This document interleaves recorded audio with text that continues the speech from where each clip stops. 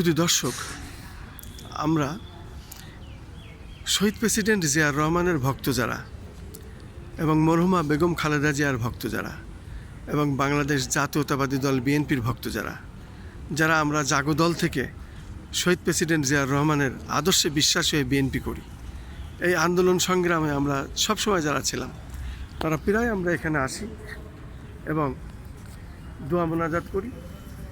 এখানে এসে শ্রদ্ধা নিবেদন না করলে আমাদের জন্য মনের তৃপ্তি হয় না, শান্তি পায় না।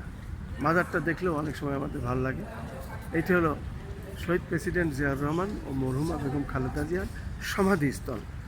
এখানে এসে আমার পরিচিত যারা আন্দোলন সংগ্রামে একসময় রাজপথে আমরা ছিলাম তার মধ্যে অনেক লোককে আমরা দেখতে পাই এবং আজকেই তেমনি আরেকজন নক্ষত্র আমরা আন্দোলন সংগ্রামে একসাথে সবসময় করেছিলাম, তাকেও এসে আমি আজকে পেয়ে গেছি।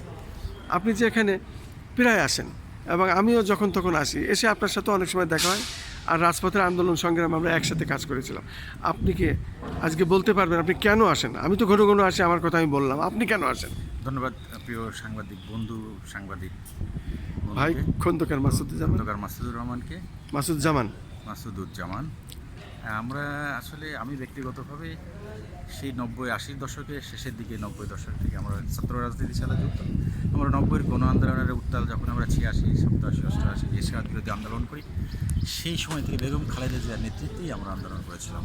আমাদের নেত্রী তখন বেগম খালেদা জিয়া এবং যৌবনে সেই উত্তাল সময়ে যখন আমরা প্রথম সারি থেকে জীবন মৃত্যুকে একসঙ্গে করে নিয়ে আমরা আন্দোলন সংগ্রাম করেছি। তারপরে দিয়ে রাষ্ট্রের ক্ষমতায় বিএনপি এসেছে, স্বৈরাচারী এরশাদ সরকার পতন হয়েছে, বিএনপি ক্ষমতায় এসেছে। এরপরে পথ চলা, এরপরে আবার ফ্যাসিস্ট হাসিনা সরকার ক্ষমতায় এসেছে, তখন আমরা আন্দোলন সংগ্রাম করেছিলাম। রাজশাহীতে যখন একটি প্রোগ্রাম হয় 1996 সালে, তখন রাজশাহী প্রোগ্রাম প্রথম বেগম খালেদা জিয়াকে গণতন্ত্রের মা, আমাদের নেত্রী মা, এই শব্দটি আমি প্রথম উপহার দিয়েছিলাম। এখান থেকে সারা বাংলাদেশে পরে বেগম খালেদা জিয়াকে মা হিসাবে সবাই স্বীকৃতি দান শুরু করে। এখন অনেকে কোটি কোটি তার সন্তান, কিন্তু আমাদের মতো সন্তানরা প্রথম যুগ করবে। আমরা কিন্তু সেই চিন্তা চেতনার মগজে যাকে লালন এবং ধারণ করেছিলাম, আমরা হয়তো সেখান থেকে অনেক ছিটকে গেছি, কিন্তু সেই মনের গহীনে আমরা এখনও থেকে গেছি তার প্রতি শ্রদ্ধা, ভালোবাসা।